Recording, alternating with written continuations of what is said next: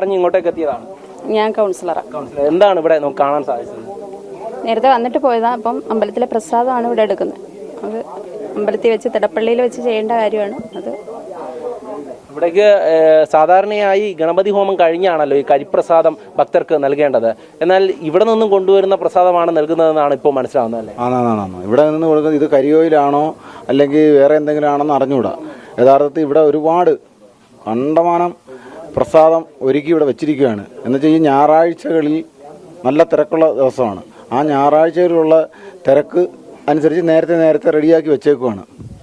അന്നാണ് കുറച്ച് വെള്ളമോടെ തളിച്ച് അതിനകത്ത് പ്രസാദം വേണ്ടി കൊടുക്കുകയാണ് ചെയ്യുന്നത്. ഇത് ആദ്യത്തെ സംഭവമല്ലല്ലോ. നേരത്തെ മോദകം സംബന്ധിച്ച് ഉണ്ണിയപ്പം സംബന്ധിച്ചൊക്കെ വലിയ വിഷയങ്ങൾ നടന്നല്ലേ? ഇവിടെ സ്ഥിരമായിട്ട് നടക്കുന്നത് കഴിഞ്ഞ 20 വർഷം കൊണ്ട് ഇവിടെ വെച്ചാണ് ഈ ഗണപതി അമ്പലത്തിലെ പ്രസാദം ഇങ്ങനെയാണ് ചെയ്യുന്നത്. ഈ പ്രസാദം 20 രൂപ കൊടുക്കുന്നവന് ചെറിയ ഇലയിൽ, 100 രൂപ കൊടുക്കുന്നവന് വലിയ തൂശനിലയിൽ, ആ ഒരു വ്യവസ്ഥയിൽ ബിസിനസ് പരമായിട്ടാണ് ഇവിടുത്തെ ശാന്തിമാരും കീഴ്ശാന്തി മേൽശാന്തി നിലവിൽ വർഷങ്ങളായിട്ട് ചെയ്തുകൊണ്ടിരിക്കുന്നത്. ഇതിന് ഇപ്പോഴാണ് ജനങ്ങൾ ഇതിന് പ്രതികരിച്ചു തുടങ്ങിയിട്ടുണ്ട്. ദേവസ്വം ബോർഡ് കൃത്യമായും ഈ വിവരങ്ങളൊക്കെ അറിഞ്ഞിരിക്കണം. ദേവസ്വം ബോർഡിന് ഇതിനകത്ത് ഇത്ര ശതമാനം കമ്മീഷനുണ്ട്. ഇത് ദേവസ്വം ബോർഡ് സ്റ്റാഫുകൾക്കും ഉദ്യോഗസ്ഥർക്കും AEOയ്ക്കും DC-ക്കും എല്ലാവർക്കും ഉണ്ട്. അതുകൊണ്ട് ഇവരാരും കണ്ണടച്ചോണ്ടിരിക്കും. കഴിഞ്ഞ 20 വർഷമായിട്ട് നടന്നുകൊണ്ടിരിക്കുന്ന നിരന്തരം പ്രവർത്തനമാണ്. ഇത് ഇന്നലെ തുടങ്ങിയതല്ല, കഴിഞ്ഞ 20 വർഷമായി.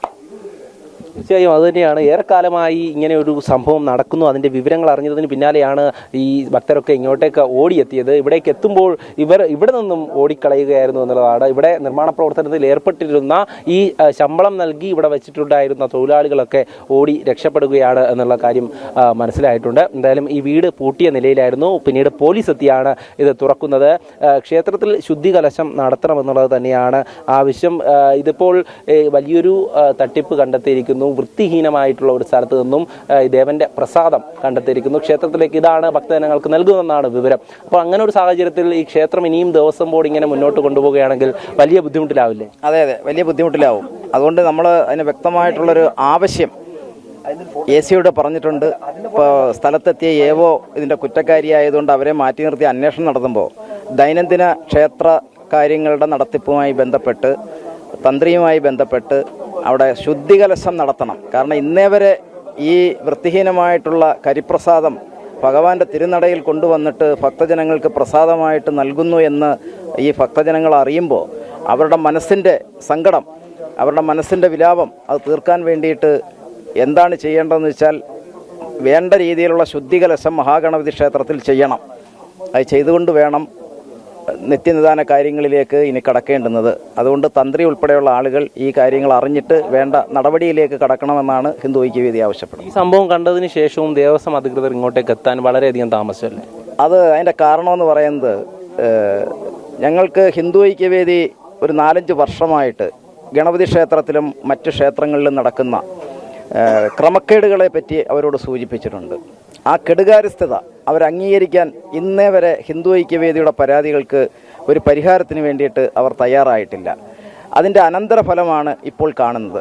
ദേവസ്വം ബോർഡിൻ്റെ കീഴിൽ വരുന്ന മുഴുവൻ ക്ഷേത്രങ്ങളിലും ഈ തരത്തിലുള്ള ക്രമക്കേടുകളാണ്. ആ ക്രമക്കേടെന്ന് പറയുന്നത് തട്ടിപ്പ്, വെട്ടിപ്പ്, കരിഞ്ചന്ത, ഭക്തജനങ്ങളെ വഞ്ചിക്കുക, ഇതൊക്കെയാണ് ചെയ്തുകൊണ്ടിരിക്കുന്നത്. പരിഹാരമില്ലാത്ത രീതിയിലാണ് ഇത് പോയിക്കൊണ്ടിരിക്കുന്നത്. അപ്പോൾ ഇതിന് പരിഹാരത്തിലേക്ക് പോകണം എന്നുള്ളത് ഇപ്പോൾ നമ്മൾ മുന്നോട്ട് വെക്കുമ്പോൾ ഈ മഹാഗണപതി ക്ഷേത്രത്തിൽ ഇപ്പോൾ നടന്നിരിക്കുന്നത് ആചാര ലംഘനവും വിശ്വാസ വഞ്ചനയുമാണ്. അതിൻ്റെ പരിഹാരം വ്യക്തമായിട്ട് കാണണം. ഇനി തുടർ നാളുകളിൽ ശക്തമായിട്ടുള്ള പ്രക്ഷോഭം ഈ ആവശ്യത്തിന് വേണ്ടിവരും. ഞങ്ങൾ മുന്നോട്ട് വെച്ചിരുന്നതാണ് ഈ ദേവസ്വം ബോർഡിൻ്റെ AC ഓഫീസും AO ഓഫീസും ഭക്തജനങ്ങൾക്ക് വേണ്ടിയിട്ട് വിട്ടുകൊടുക്കണം. അവരുടെ ആവശ്യമേ ഇവിടില്ല. കാരണം അവരെല്ലാം ഉണ്ടായിട്ട് ഈ വിശ്വാസവഞ്ചനയും ആചാര ലംഘനവുമാണ് നടത്തിയിരിക്കുന്നത് എങ്കിൽ അവർക്ക് അവിടെ ഇരിക്കാനുള്ള അധികാരമില്ല. ധാർമ്മികമായിട്ട് അവർ ഒഴിഞ്ഞു പോകണം എന്നാണ് ഹിന്ദു ഐക്യവേദി പറയുന്നത്. തീർച്ചയായും അതുതന്നെയാണ് ഏറെക്കാലമായി ഭക്തർ ആവശ്യപ്പെടുന്നത് തന്നെയാണ്. ക്ഷേത്രങ്ങൾ സ്വതന്ത്രമാക്കണമെന്നുള്ളത്, വിശ്വാസികൾക്ക് നൽകണമെന്നുള്ളത്. ഈ ദേവസ്വം ബോർഡിൻ്റെ അധീനതയിലുള്ള ഓരോ ക്ഷേത്രങ്ങളിലും നടന്നു വരുന്ന ഈ തട്ടിപ്പുകളാണ് നമ്മൾ ഓരോന്നായി പുറത്തു കൊണ്ടുവരുന്നത്. നേരത്തെ തന്നെ ശബരിമലയിലെ ദ്വാരപാലക വിഷയമടക്കം ആ ശില്പങ്ങൾ കൊണ്ടുപോയതടക്കം ജനം TV പുറത്തുവിട്ടിരുന്നു. അതിനു പിന്നാലെയാണ് ഇപ്പോൾ ഈ കൊട്ടാരക്കര മഹാഗണപതി ക്ഷേത്രത്തിലും നടന്നു വന്ന ഈ ഒരു തട്ടിപ്പിന്റെ വിവരങ്ങൾ പുറത്താകുന്നത്. എന്തായാലും നിരവധി ഭക്തർ ഇവിടേക്ക് എത്തിയിരിക്കുന്നു.